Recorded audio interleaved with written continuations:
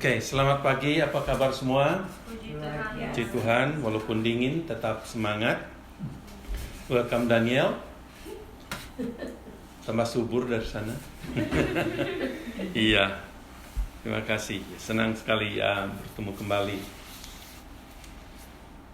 Pertama-tama mungkin saya menyampaikan selamat Hari Raya Kemerdekaan. Yang keberapa? Ke-80 tahun. Ya, 80 tahun ya. Satu perjalanan yang cukup panjang untuk negara kita. Tapi memang kalau kita lihat, kalau bilang merdeka tidak sungguh merdeka. Masih banyak hal yang ya malaikat. Ya, tapi kita bersyukur sejauh ini Tuhan masih setia kepada negara kita. Kita hanya perlu berdoa, ada banyak kelemahan, kesulitan yang dihadapi bangsa kita.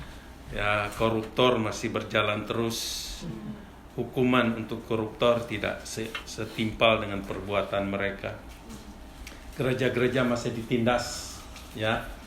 Dan ada orang Kupang sampai marah maki-maki sama menteri-menteri agamanya karena tidak berbuat apa-apa, dan gereja terus ditekan, ditindas, di bangunan dirusak. Tapi memang Tuhan sudah berjanji, ya, sudah beritahukan kalau Tuhan Yesus saja dibenci, kita pasti dibenci. Itu intinya di situ. Baiklah, hari ini firman Tuhan saya akan sampaikan dari kitab Yeremia pasal 33. Yeremia pasal 33 ayat 1 sampai 3 yang begini bunyinya. Datanglah firman Tuhan untuk kedua kalinya kepada Yeremia ketika ia masih terkurung di pelataran penjagaan itu. Bunyinya, beginilah firman Tuhan yang telah menjadikan bumi dengan membentuknya dan menegakkannya. Tuhan ialah namanya. Berserulah kepadaku, maka aku akan menjawab engkau dan akan memberitahukan kepadamu hal-hal yang besar dan yang tidak terpahami, yakni hal-hal yang tidak kau ketahui. Berbahagialah kita yang membaca, yang mendengarkan, dan lebih berbahagia bagi kita yang melakukan firman Tuhan dalam hidup kita sehari-hari. Secara ringkas hari ini saya akan sharing tentang doa atau berdoa atas dasar perintah Tuhan. Ya, ini perintah Tuhan. Kalau kita baca ada perintah di sana. Ya, pembacaan yang saya sudah baca tadi. Nah, sebagai ringkasnya ada 3 pokok penting yang dicatat dalam ketiga ayat ini, yang antara lain adalah berserulah, begitu katakan, kepadaku, kata Tuhan. Itu artinya itu perintah. Berserulah kepadaku, itu perintah Tuhan. Yang kedua, aku akan menjawab, janji Tuhan di situ. Aku akan menunjukkan kepadamu hal-hal yang besar dan yang tak terduga. Itu janji Tuhan. Ada 2 janji Tuhan, ada 1 perintah Tuhan. Saya akan memberikan contoh tentang satu kejadian sebagai, mungkin sebagian besar, saya tidak tahu apa sebagian besar dari Anda mungkin ingat insiden beberapa tahun yang lalu tentang penembakan G2, ya, yang meneror wilayah Washington di Amerika. Nah, sebelum polisi menangkap para penembak G2 itu, mereka atau para penembak G2 itu telah berhasil membunuh 10 orang dan melukai 3 orang. Tetapi mungkin yang kita tidak ketahui adalah bahwa doa memainkan peran penting dalam insiden itu, dalam kejadian itu, yang mengakhiri situasi itu. Akhirnya diceritakan bahwa ada 50 pengemudi truk berhenti untuk berdoa. 50. Dan kadang-kadang kita nganggap remeh super truk kita, tapi kalau orang rohani ada kesadaran mengandalkan Tuhan. Mereka berhenti berkumpul dan berdoa agar tidak tahu bagaimana caranya penembak itu akan tertangkap di wilayah Washington. Seorang bernama Ron Lance dijadwalkan pensiun ya dalam beberapa hari dan bahkan tidak tinggal di daerah itu. Yes, mau pensiun, ya, tidak tinggal di daerah itu, tetapi ia yakin Tuhan akan menjawab doa. Ini dia yakin Tuhan akan menjawab doa mereka, artinya doa kelompok yang berdoa itu. Bahkan ia atau Ron memberi tahu bahwa orang lain yang menghadiri pertemuan doa bahwa Tuhan akan memakainya. Itu janjinya, itu keyakinannya untuk menangkap penembak yang jitu tersebut. Nah, beberapa hari setelah mereka mulai berdoa, Ron mendengarkan radio saat mengendara truknya. Dia melewati satu wilayah, dan wilayah itu tidak jauh dari tempat orang berdoa. Dia akhirnya di jalan itu dia menyampingkan truknya. Kemudian tempat itu hanya beberapa mil ya jauhnya dari tempat orang berdoa. Apa yang terjadi saat ia masuk, ia terkejut melihat sebuah mobil. Dan mobil itu dia baca pelan-pelan platnya persis apa yang diumumkan di radio itu. Dia sangat merinding. Wah, inilah penembak itu. Kemudian dia parkir truknya menghalangi pintu supaya mobil yang sang penembak jitu itu tidak bisa keluar. Dihambat begitu. Dengan hati-hati membaca, setelah melihat itu dia merasa merinding, dia panggil polisi. 911 itu kalau di Amerika kodenya. Dia telepon, 15 menit dia menunggu itu, dia bilang itu waktu terpanjang dia pernah menunggu sesuatu akan terjadi. 15 menit polisi muncul dan menangkap penembak jitu. Tapi sebelum menangkap dia sudah membunuh 10 orang dan 3 orang luka-luka. Dan seorang pendeta Larry Brinsfield namanya, dia mendengar Ron menghadiri gereja yang dia gembalakan, namanya Gereja Nazarin, dan ternyata dia adalah seorang pemimpin kelompok sel. Pastor Larry yakin kebanyakan orang mengatakan itu hanya kebetulan dia ada di sana, dia mendengarkan radio, kebetulan aja itu polisi bisa menangkap. Tapi dalam situasi seperti itu, Pastor Larry percaya itu bukan kebetulan. Saya percaya juga itu bukan kebetulan, ya. Dan akhirnya Tuhan menangkap dan luar biasa situasi itu jadi tenang. Dan doa saya, saudara-saudara, ketika saya membaca ini, saya berdoa kiranya kita tidak menganggap remeh doa. Doa keluarga, doa pribadi, doa dalam jemaat. Walaupun nanti khotbah-khotbah kita tema-temanya berbeda, ingat, jangan remehkan doa. Sisipkan doa dalam pelajaran-pelajaran kita. Karena itulah sebabnya dikatakan doa itu merupakan nafas rohani orang percaya. Jadi artinya kita tidak pernah berhenti berdoa.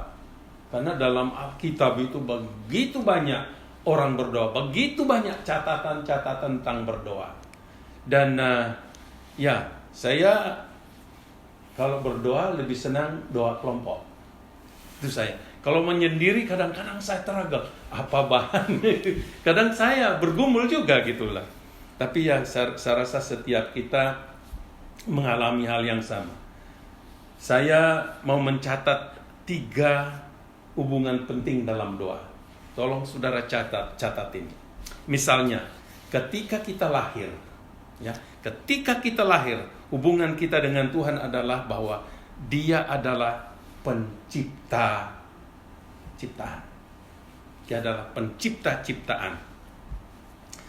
Ketika kita diselamatkan, ini yang kedua, hubungan kita dengan Tuhan ibarat hubungan antara bapa dengan anak. Jadi begitu kita diselamatkan, kita diangkat menjadi anaknya, berarti Allah itu adalah bapa kita. Itu hubungan kita. Makanya kalau kita berdoa, Yesus mengajarkan kita berdoa, Bapa kami yang di surga. Kita itu adalah anak-anak. Tempatkan diri kita sebagai anak-anak. Apapun posisi kita, di rumah, di masyarakat, di tempat pekerjaan, kita tetap anak-anaknya. Banggalah menjadi anak-anaknya. Ya, banggalah menjadi anak-anaknya. Dan seiring ya, maksud saya, pertumbuhan hubungan itu, kita mulai mengenal Tuhan sebagai apa? Sahabat. Maka ada lagu, Yesus sahabat yang setia. Jadi luar biasa di satu segi kita melihat dia itu Bapa kita, tapi di lain segi dalam hubungan kita setiap hari dia itu sahabat, dan dia sahabat yang setia. Yesus katakan sebagai sahabat dia rela mengorbankan dirinya. Tidak ada sobat seperti dia. Kita punya banyak sahabat ya, tapi banyak akhirnya karena sesuatu sahabat yang jadi lupa kacang akan kulitnya. Wow, lagi happy, lagi ada sesuatu yang mereka dapatkan, sahabat. Tetapi akhirnya kita sama seperti anak yang hilang itu. Begitu habis hartanya, temannya semua menyingkir. Dia tidak punya teman. Bukankah kita sering menemukan situasi seperti itu? Saya mengalami. Ya di mana-mana begitu lagi baik-baik, oke, teman. Tetapi ada sesuatu lupa. Ya, betul. Betul katanya Tante ya. Tapi jangan kecil hati. Itulah manusia. Tapi sahabat yang setia adalah Yesus. Ya, dia adalah Yesus. Kemudian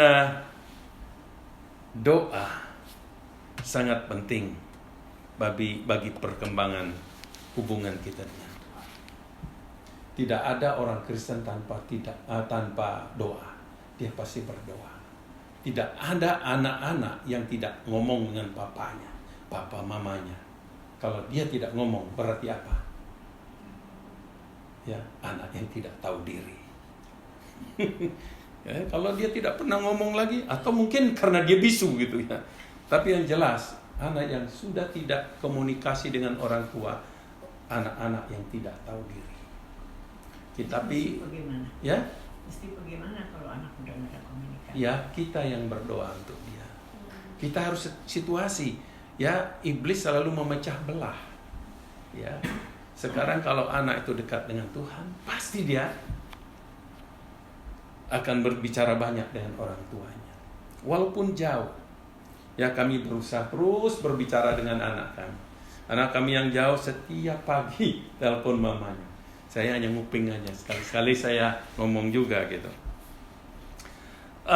Mari kita melihat apa yang dapat kita pelajari dari Yeremia pasal 33 1-3 ini. Ya, saya ambil ayat yang singkat saja. Tapi sebenarnya konteksnya luas ya. Yani konteksnya ini begini. Ketika Yeremia menulis ini, bagian ini, ia masih terkurung dalam pelataran penjagaan, dikatakan ayat 1. Ia berada di penjara di Yerusalem, ya. Penjara, dan Yerusalem pada saat itu telah ditaklukkan dan dihancurkan. Bayangkan, kalian punya kota dihancurkan, dirusak. Nah, Yeremia ini seorang nabi. Seorang nabi mempunyai kepekaan, melihat, merasakan apa yang dirasakan orang, dia merasakan. Apa yang dirasakan Tuhan, dia rasakan. Saudara merasakan apa yang dirasakan oleh orang-orang yang struggle? Saudara menangis dengan orang yang menangis? Itulah Yeremia. Bangsa Israel telah mengharapkan pemulihan Yerusalem dan persatuan tanah mereka. Namun Yeremia dan yang lainnya tidak dapat berbuat apa-apa dengan kekuatan mereka. Dengan kata lain, mereka helpless and hopeless secara manusia. Karena Yerusalem dihancurkan dan mereka dalam penjara. Bayangkan itu. Dan itu sudah di luar kekuatan mereka untuk berbuat sesuatu. Maka dalam ketidakberdayaan mereka, ini penting. Tuhan berkata kepada mereka apa? Ini yang penting. Dalam ketidakberdayaan, bukan saja kepada Yeremia dan kepada kita anak-anaknya, Tuhan akan berkata, berserulah kepadaku. Maka aku akan menjawab engkau dan akan memberitahukan kepadamu hal-hal yang besar dan yang tidak terpahami, yakni hal-hal yang tidak kau ketahui. Wah, berarti waktu Tuhan berkata berserulah, ada hal-hal yang akan singkapkan, yang besar, yang luar biasa, yang kita tidak ketahui. Kita kan terbatas. Dengan kata lain, Tuhan mungkin berkata, tanyakan saja kepadaku, ngomong saja kepadaku, minta saja kepadaku, maka aku akan menjawab. Tapi jangan sekedar minta. Ini, berserulah. Dan aku akan menjawab kamu dan akan memberi tahu kalian hal-hal yang besar, bahkan di luar kemampuan Anda untuk mengerti. Nah, mari kita melihat 3 pokok tadi. Yang pertama, mari kita melihat pertama-tama Tuhan memerintahkan umatnya apa? Berserulah kepadaku. Nah, saya selidiki kata Ibrani berseru ini adalah za'ak. Bahasa Inggrisnya to shout ya, atau sa'ak, crying out, atau calling for help. Kata ini sama dengan kata yang digunakan di dalam Mazmur 147 ayat 9. Siapa mau baca itu? Ada yang mau baca? Mazmur 147 ayat 9. Ini menarik sekali. Kata ini sama dipakai di sini. Kata teriakan.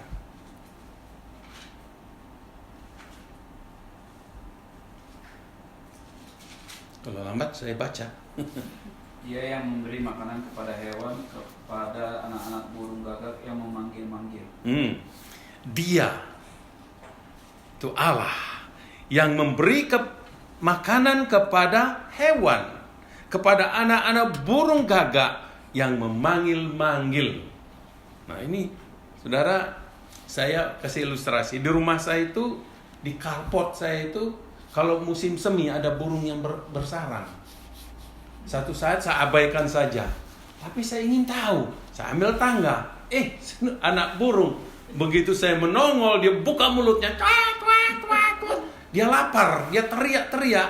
Begitu saya angkat tangan, saya dipikir saya mau kasih cacing atau apa. Buka mulut dia. Dan saya pikir, wah ini yang dimaksud oleh firman Tuhan. Dia berseru-seru, dia menjerit karena dia membutuhkan. Ya, di Sulawesi ada burung yang saya tahu, di sini saya tidak pernah lihat. Ada burung kalau induknya melahirkan, begitu jadi anak, dia tinggal. Yang kasih makan apa? Burung gagak. Saya kalau lewat ke sekolah itu ada pohon beringin, di situ dia teriak-teriak. Burung gagak bawa makanan. Seperti cerita Elia. Ya, dia teriak-teriak. Ada istilah di sana itu, jadi seperti anak yatim piatu yang tidak punya orang tua. Tapi burung gagak dipakai oleh Tuhan untuk kasih makan sampai anak itu, burung itu bisa besar. Ya, tapi dia menjerit. Suaranya keras sekali. Saya bilang, wah, luar biasa burung itu.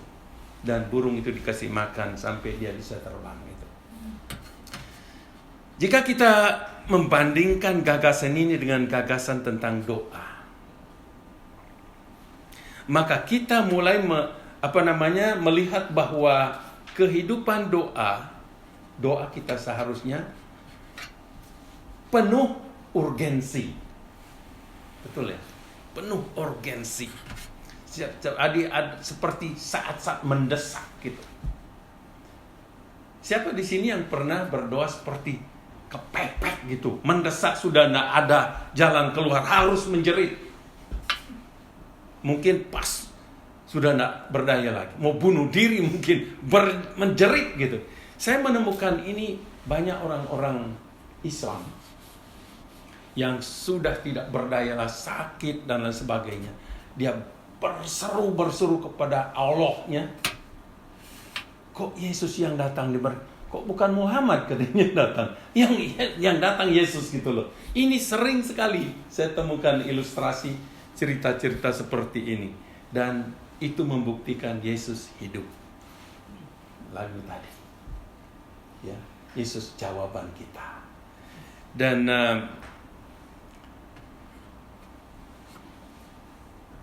kita seharusnya waktu berdoa itu mencurahkan isi hati kita ya. Mencurahkan isi hati kita kepada Tuhan dengan penuh semangat. Pada umumnya ada beberapa cara orang Kristen berdoa.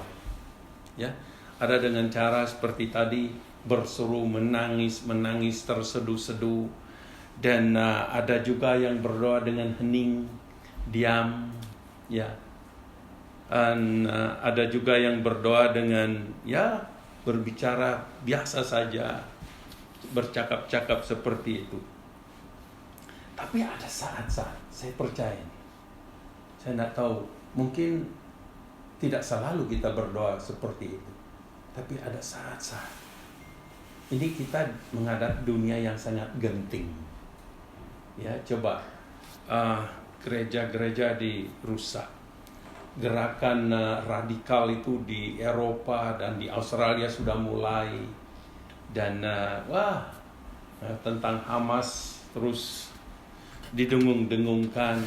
Tapi negara-negara lain di Suriah, di Afrika, banyak orang Kristen dibantai, tidak disiarkan. Ya, kita perlu berseru minta uluran tangan Tuhan. Hanya Tuhan yang dapat mengerti. Ya, kadang-kadang kita berdoa sudah tidak tahu mau bilang apa. Ya, tapi hati kita, roh membantu kita berdoa kepada Bapa, seperti dikatakan di kitab Roma. Ada saat kita sudah tidak tahu mau ngomong apa dalam doa kita. Ini ada kutipan. Ya, coba lihat ini. John Bunyan. Dia menulis begini. Ketika engkau berdoa, saya rasa ini betul sekali. Lebih baik biarkan hatimu tanpa kata-kata daripada kata-katamu tanpa hati. Banyak kita berdoa tanpa hati kan? Dan mari kita, kalau kita berdoa, hati kita itu yang penting, karena Tuhan melihat hati kita. Orang mungkin berdoa gaya-gaya banyak dengan kata-kata yang manis, tapi kalau doa kita tidak dari hati, itu akan kosong. Ada banyak ayat dalam Alkitab yang mendorong kita untuk berseru kepada Allah. Mari kita melihat ayat-ayat itu. Ya. Mazmur 50 ayat 15 dikatakan, berserulah kepadaku pada waktu kesesakan. Aku akan meluputkan engkau dan engkau akan memuliakan aku. Itu janji Tuhan. Kemudian Yeremia pasal 29 ayat 12-13. Dan apabila kamu berseru dan datang untuk berdoa kepadaku, maka aku akan mendengarkan kamu. Apabila kamu mencari aku, kamu akan menemukan aku. Apabila kamu menanyakan aku dengan segenap hati. Mazmur pasal 10 ayat 17 mengatakan, keinginan orang-orang yang tertindas telah kau dengarkan. Ya Tuhan, engkau menguatkan hati mereka, engkau memasang telingamu. Itu Tuhan. Yesaya pasal 30 ayat 19. Sungguh, hai bangsa di Sion yang diam di Yerusalem, engkau tidak akan terus menangis. Tentulah Tuhan akan mengasihani engkau apabila engkau berseru-seru pada saat ia mendengar teriakanmu, ia akan menjawab. Selalu ada jawaban. Kemudian Yesaya 55:6.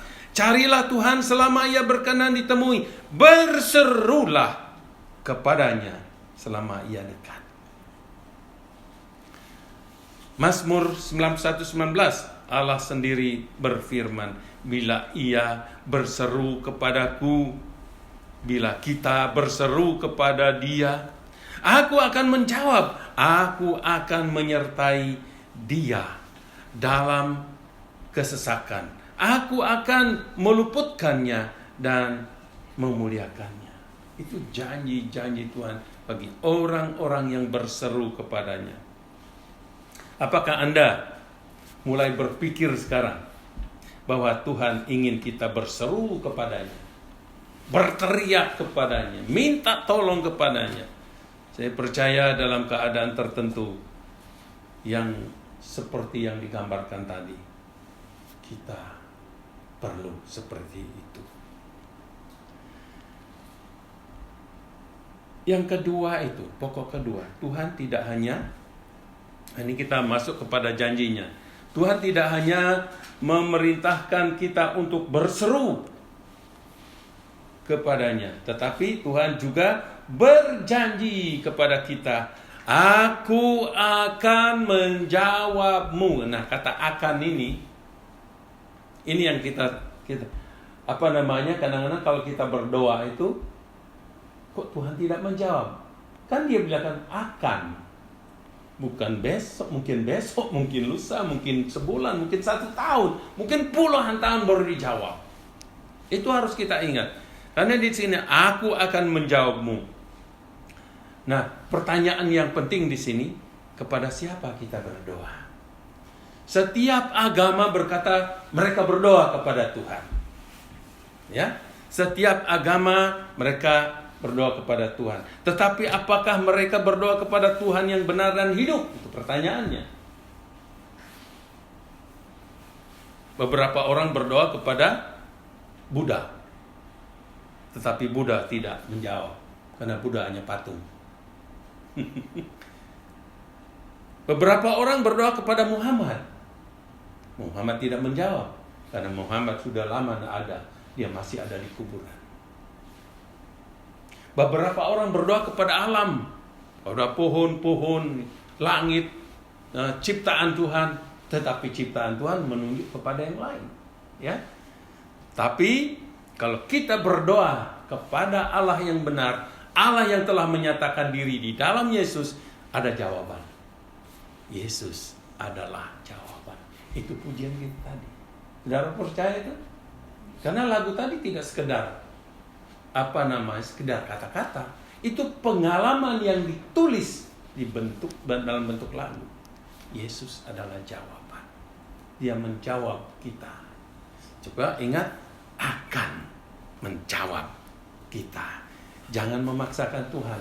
Tuhan, kok engkau tidak menjawab? Tunggu, sabar.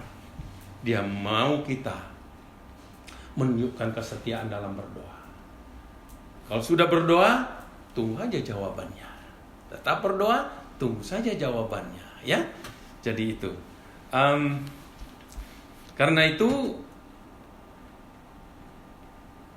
ini pertanyaan. Kalau kita tidak mendapat jawaban tentang doa kita, ini sering menjadi pertanyaan. Mungkin kita perlu tahu 4 hal ini, ya. Ada 4 hal. Mari perhatikan ini. Apakah Anda berdoa kepada Tuhan yang salah? Ya, Yohanes 4 ayat 22 itu. Tuhan yang tidak dikenal. Apakah motif Anda dalam berdoa yang salah? Kadang-kadang motif kita untuk kepuasan untuk diri kita. Kita berdoa supaya dapat ini untuk kepuasan kita.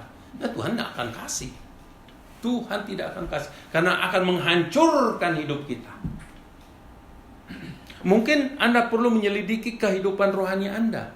Ya, Yakobus berdoa. Doa orang benar bila dengan yakin didoakan sangat besar kuasanya. Doa orang benar. Orang benar itu gimana sih? Dia punya hubungan yang benar dengan Tuhan. Dia sudah ditebus. Tuhan yang menyatakan bahwa orang itu sudah dibenarkan gitu. Karena dia bertobat, percaya kepada Yesus, dia dibenarkan. Oke? Karena dosa-dosa kita telah memisahkan kita dari Allah. Lihat itu dalam Yesaya pasal 59 ayat 2. Tetapi yang merupakan pemisah antara kamu dan Allahmu adalah ialah segala kejahatan dan membuat dia menyembunyikan diri terhadap kamu. Ini semua kadang-kadang kita harus teliti. Kenapa ya doa saya tidak menjawab? Cuma kita tidak mau dengan apa yang menjadi penghalang dalam doa-doa kita.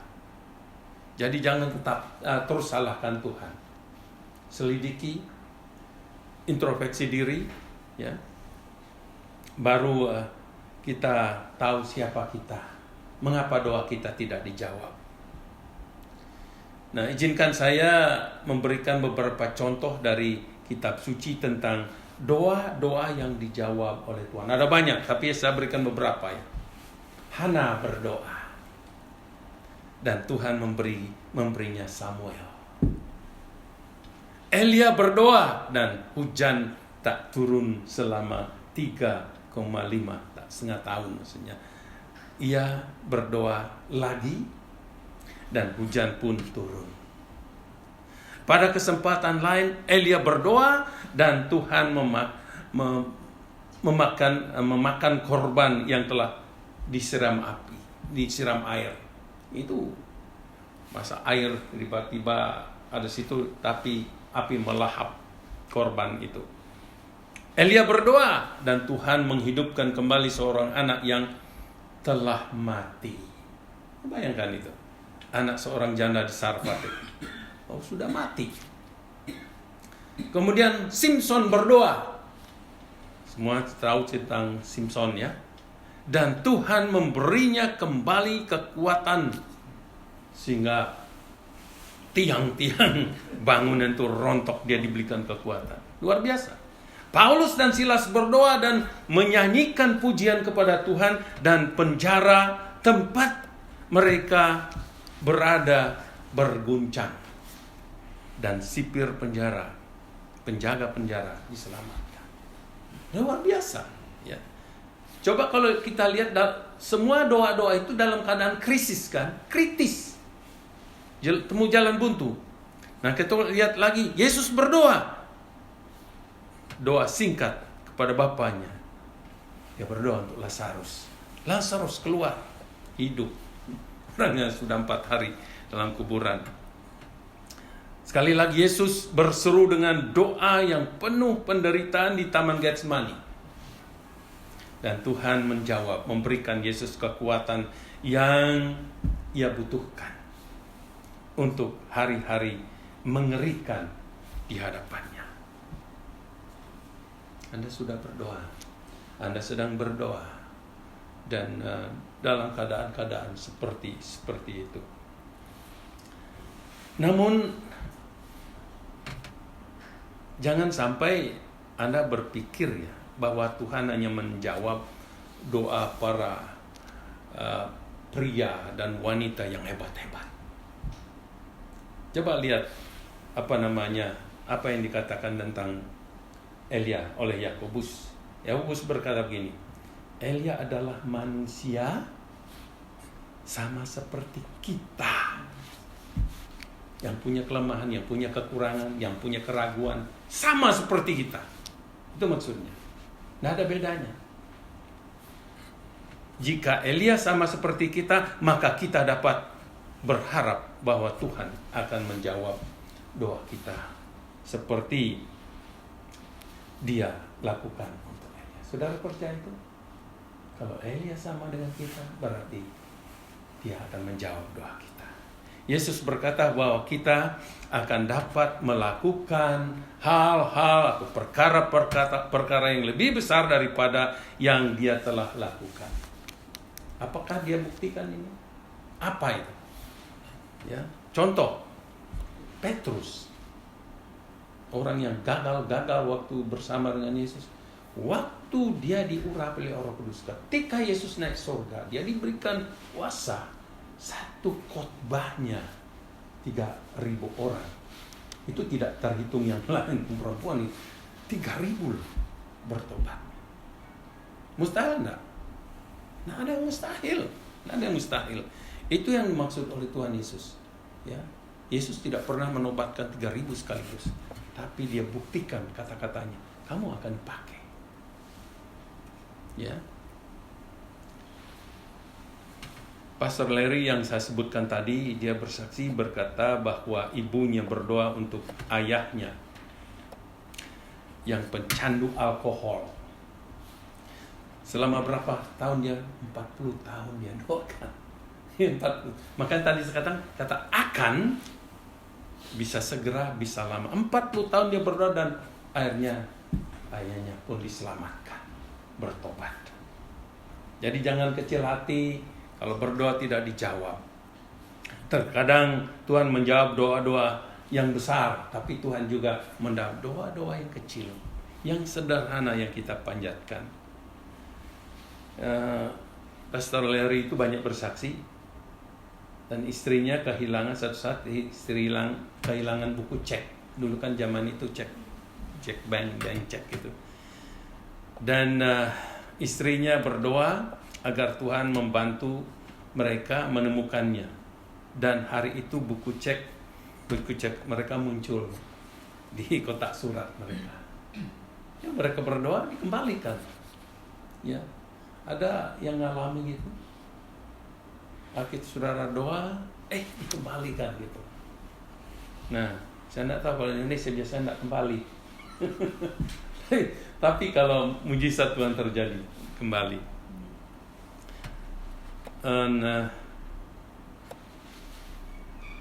Dia juga berdoa agar Tuhan mengirimkan beberapa keluarga baru untuk gereja mereka. Mungkin kita juga perlu berdoa. Tahu enggak? Dijawab oleh Tuhan. Ada keluarga baru yang datang. Ini pengalaman dia menceritakan tentang peran doa. Mengapa kita tidak berdoa? Ya. Kadang-kadang kita mungkin tidak punya waktu bersaksi ke sana sini untuk mengajak orang. Tapi doa, kirimkan. Nah, kalau Tuhan kasih, ini prinsip yang penting. Kalau Tuhan kasih, berarti dia mempercayakan pada kita jiwa-jiwa itu. Itu aja. Seperti gereja mula-mula, mereka berdoa, Tuhan kirim. Berarti Tuhan mempercayakan jemaat itu untuk memelihara jiwa-jiwa yang baru. Dan kalau Tuhan tidak kirim, berarti kita harus melihat diri. Mungkin kita tidak siap kalau orang-orang baru datang. Mau diapakan? Ya, ada teman saya bersaksi, dia pergi ke beberapa gereja. Di situ dia orang baru gitu loh. Nggak disambut, nggak disapa. Dia bingung. Biasanya kalau dia pergi ke gereja lain, dikasih sesuatu lah, ya, untuk menyambut, bahkan dipanggil, ajak ngopi dan sebagainya. Ini dia pergi ke beberapa gereja, nggak disambut, nggak disapa, nggak diajak ngomong. Pendetanya pun nggak datang say hi dah. Ya, saya nggak mau kasih tahu gereja mana gitu loh. Ini peringatan untuk kita. Kalau ada orang baru datang, dampingi. Karena kesan pertama itu sangat penting. Kalau orang datang kesan pertamanya sudah jelek, dia tidak akan datang lagi. Jangan berharap dia datang lagi. Itu. Dan ya, yang ketiga, yang terakhir itu, Tuhan tidak hanya berjanji untuk menjawab sesuatu seruan kita. Dia berjanji apa? Untuk menunjukkan kepada kita hal-hal yang besar dan tak terduga. Wow. Kira-kira saudara mengharapkan hal-hal yang tak terduga? Ya, waktu saya berdoa untuk pelayanan misi saya sebelum saya tidak tahu apa ya. Ada banyak hal-hal tidak terduga yang saya alami. Saya yang sudah umur, yang kalau mungkin saya tidak tahu banyak tentang Indonesia, banyak hal-hal yang tidak terduga gitu loh. Wow, cuma bisa saya, gitu aja. Tuhan menunjukkan. Bagi orang mungkin, bagi orang lain itu tidak luar biasa, bagi saya luar biasa. Saya tanya, teman-teman di Indonesia, pendeta-pendeta belum pernah keliling seperti saya. Padahal mereka orang Indonesia. Orang Jawa saja belum tahu Jawa Timur seluruhnya. Saya sudah jelajahi. Saya tidak pernah berpikir hal-hal yang tidak pernah saya duga. Saya bilang, wow. Ya.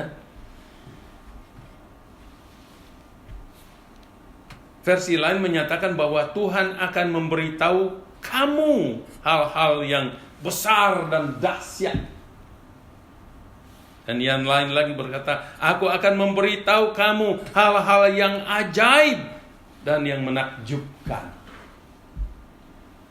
Pertanyaan untuk aplikasi, apakah Anda memiliki masalah yang terlalu besar? Apakah Anda memiliki situasi yang terlalu rumit? Apakah Anda menghadapi masalah yang bahkan dapat membuat orang terpintar di dunia jadi bingung? Kita mungkin kelihatan orang sederhana, orang bodoh, tapi orang pintar melihat. Wow. Bukankah orang Farisi, pemimpin-pemimpin agama kagum melihat murid-murid yang sederhana menggulingkan dunia, punya keberanian untuk bersaksi. Kalau Tuhan ada di dalam kita, Dia akan membuat orang lain bingung melihat. Ya? Maka serahkan saja masalah kita kepada Yesus, dan Dia akan menyelesaikan masalah kita dengan cara yang luar biasa yang tidak pernah kita bayangkan. Saya percaya itu. Ya. Saya tidak mau membatasi kuasa Tuhan. Orang lain bisa membatasi, saya tidak membatasi. Karena saya sudah ngalami itu. Apapun masalah Anda, apapun situasi Anda, apapun beban Anda, seberat apapun beban kita, Tuhan akan menjawab sesuai dengan waktu dan kehendaknya. Sebagai kesimpulan, jadi intinya tadi kita disuruh apa? Berseru. Berserulah kepadaku, maka aku akan menjawab engkau dan akan memberitahukan kepadamu hal-hal yang besar dan yang tak terduga, yaitu hal-hal yang tidak kau ketahui. Grace, Daniel, kalian masih muda, masih belajar. Tahu enggak? Kalau kalian memberi hatimu, kalian akan melihat perkara-perkara besar di tempat pekerjaan, dalam keluargamu nanti kelak. Di mana kamu ditempatkan, percayalah, Tuhan yang memanggil kalian bukan Tuhan yang sederhana. Dia pencipta, Dia Bapa kalian, Dia sahabat kalian, Dia bersama kalian dari sekarang sampai selama-lamanya. Kepada kita semua, Dia adalah Tuhan yang luar biasa. Dia katakan, berserulah, aku akan menjawab. Mari mulai sekarang ingat, kita jangan lupa ada saat kita berseru meminta, tapi ingat hati kita yang Dia lihat, bukan kata-kata kita. Tuhan memberkati. Amin. Tuhan, kami sudah belajar dari Yeremia, di mana Tuhan menganjurkan dia untuk berseru. Dan Tuhan berjanji di dalam situasi yang begitu sulit yang dihadapi Yeremia dan orang-orangnya, mereka disuruh berseru. Mereka tidak perlu melihat masalah yang begitu besar. Mereka harus melihat Tuhan yang dahsyat itu, yang dapat menghandle persoalan-persoalan dari persoalan kecil sampai persoalan besar. Dan Tuhan tidak pernah menganggap remeh persoalan yang kecil sekalipun. Terima kasih Tuhan Yesus. Engkau hidup, Engkau tetap sama, Engkau berbicara kepada kami. Hari ini, besok dan seterusnya, Engkau tetap sama. Lagu tadi kami sudah pujikan. Yesus adalah jawaban dalam hidup kami. Sebentar kami berpisah, ingatkan kami untuk tetap bersandar padamu dalam perjalanan hidup kami. Haleluya, terpujilah nama. Di dalam nama Tuhan Yesus kami berdoa. Amin.